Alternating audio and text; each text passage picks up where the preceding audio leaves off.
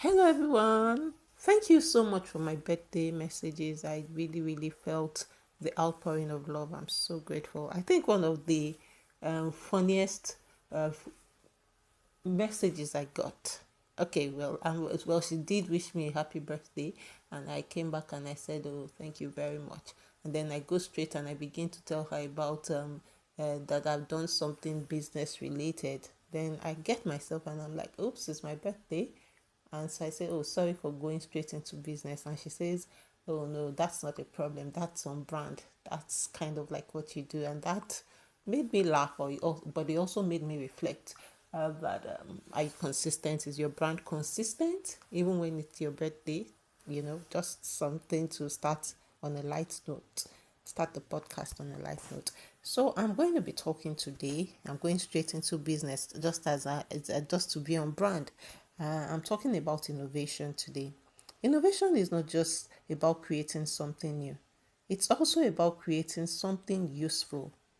And there's a quote from Peter Drucker that says it in a way that I think that communicates the essence. He says innovation is a specific instrument of entrepreneurship, the act that endows resources with a new capacity to create wealth. So what that means is that innovation is less about invention, because quite a number of us think that for it to be innovative it has to be new. That's not true. It's more about how you apply. So it could be applying new things, so something new, and then you apply it in a way that's never been, because it's new, so it's never been done before. But there's also the other part where you apply something that currently is in a way that it hasn't been used before. That still qualifies as innovation. So don't let anybody, because all of us are trying to find that new thing and that new thing, but sometimes it could be that you have to use the resources you already have in a way that you haven't used them before. You can combine them. So let me use the example of a lady with a wardrobe. And so you have this jacket that you've always worn with the black pair of trousers. So today you say, you know what, I'm going to put on the same jacket, but I'm going to use it with a dress instead. You have innovated, you have brought something fresh, right? So innovation is about seeing opportunities where others see limitations and transforming other everyday resources into value creating tools. So let's break down this big English. What does that really mean? What it means is that you have your sewing machine, you have your old used bras, for example, and this is an example from COVID. And so we eventually learned that you could actually be innovative by getting the cup of the old bras and making them into face masks, right? That's a new thing, but they are not using new resources. They're using what you already have. You are producing, you're a, what they call fashion designer. You have pieces that come out that comes out as waste, and then you begin to look at, okay, how about I combine these pieces into a pattern and I make dresses out of that pattern. So you are creating something new. You are solving the issue of waste. You are converting waste to wealth. That's innovation, right? And one example that also comes to mind was from The Sound of Music. When Maria got to the captain's house, and she was talking about getting uniforms for the children, and the captain was like, "I beg, no, please, no." And the governess tells her that, "Oh, we are going to change your cotton drapes by the morning."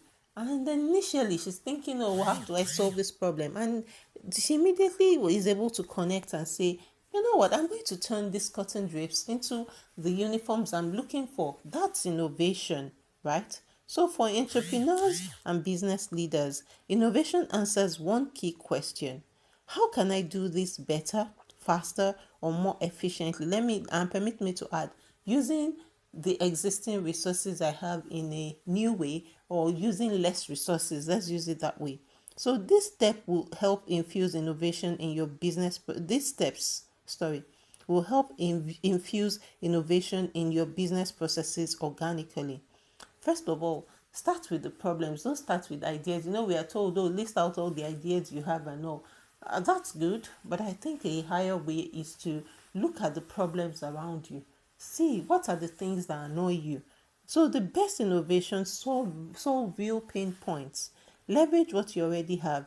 Innovation often comes from combining existing resources in smarter ways. So this is just saying what I said concerning Maria as an example in a very academic way. So also listen to your customers. That's a powerful source of innovation tools. So what are your customers complaining the most about?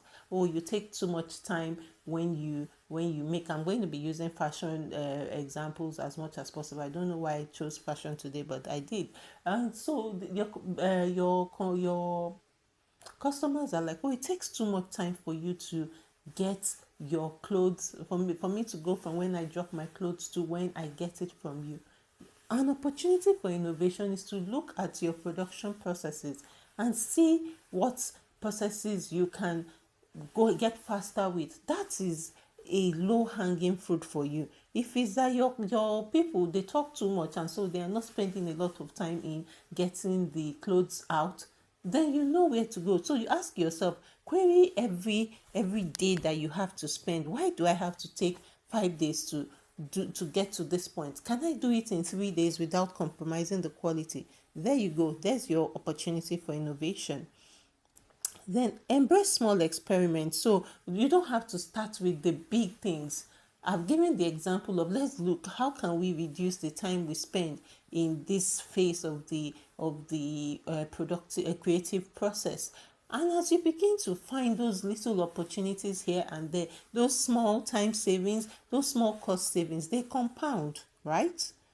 And so stay adaptable. So make sure you're studying. That's why your market research has to be on point. As you're scrolling on Instagram, as you're checking LinkedIn, etc., you should be getting ideas that you can put back into your business. So for example, today, or well, yesterday, or in the course of this week, I was scrolling through Facebook or so, and I found something I could do cheaply that would improve my marketing for my business. I'm not going to tell you today. If you want to know it, you're going to have to sign up for my for a one-on-one session. So I don't call mine a masterclass, a one-on-one session where we talk about your business and what things you can do to make your business, to take your business from the idea stage to the finished product stage, and we audit your processes. We look through and we see things you can do better.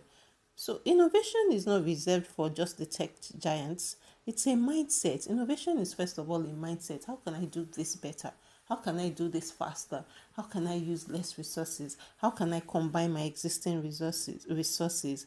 And so it requires you to be willing to think differently every time. When you get into this mode of, oh, this is how we've always done it, that is a fixed mindset, and it makes growth practically impossible. So what are you going to do differently today in your business? Look around. What can you do differently? And let's also discuss, what does innovation mean in your business or in your industry?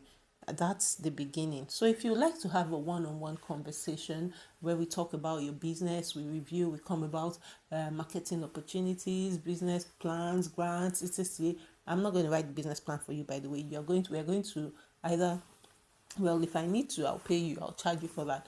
But I am expecting that if you're already in business for this long, you should have a business plan. We firm it up, and then we begin to look into things you can do to grow this business. So thank you very much for staying with me. Thank you for joining our podcast.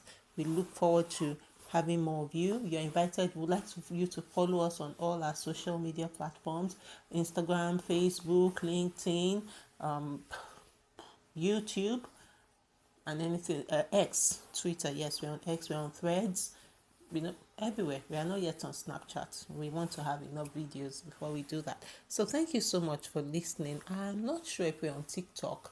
I think I would need to check, but we haven't been active if we're on. So anyway, you're invited to follow us, and I'd like to hear from you. You can send us an email at startupcornerng@gmail.com.